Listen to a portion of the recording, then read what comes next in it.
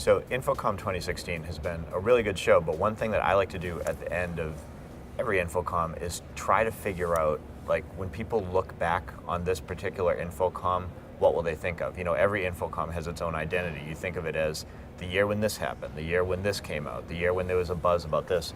What do you think people will remember about InfoComm 2016? I think this will be the year when collaboration replaced convergence as the buzzword of the industry. I can't tell you how many times during my booth visits, I heard the word collaboration and saw examples of collaboration and how it's going to take shape in the industry going forward.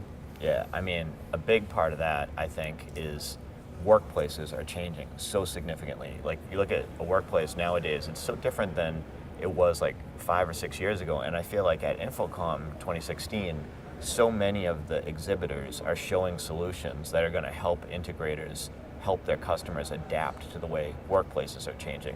Like, it's kind of simplistic in a way. It doesn't zero in on the technology, but ultimately that is what I think so many manufacturers are trying to do. And collaboration is a huge part of that, but so is everything, including like furniture. You know, you look at what furniture manufacturers are showing at the show, and most of it is about how, you know, offices and integration customers are changing the way they work. And, you know, you're seeing different types of solutions. Everything seems to be about that. It seems to be a common thread throughout the two show floors.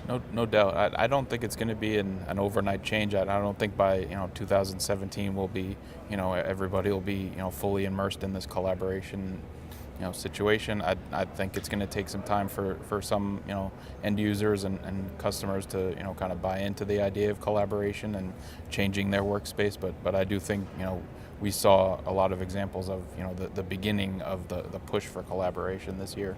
Yeah. Oh, and I wanted to ask you about virtual reality, because I know that's something that you think is going to be kind of impactful, and you checked it out while you were at the show. I did. I went to the Stampede booth, and they have signed on with a virtual reality company. They signed a partnership with them to bring virtual reality into the AV market.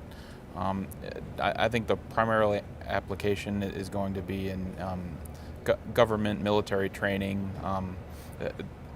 I played a game when I was in the booth that was fighting off zombies, and I think that could easily be turned into a training regimen for soldiers that are getting ready to go into battle and head off to war.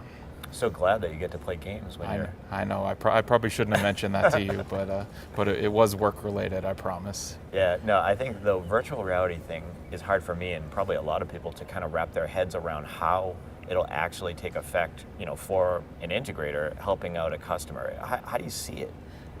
It certainly is not going to be a widespread application, or at least I don't see it having widespread application right away. Maybe after a while it might, but I think right away, like I said, I think the military training and things like that are probably the primary focuses for it, especially it's a pretty expensive endeavor to begin with, and it's a lot of money to invest in something that's relatively unproven at this point. And I know Stampede pushed drones last year at InfoComm and kind of got some blowback on that. Drones do play a role in virtual reality.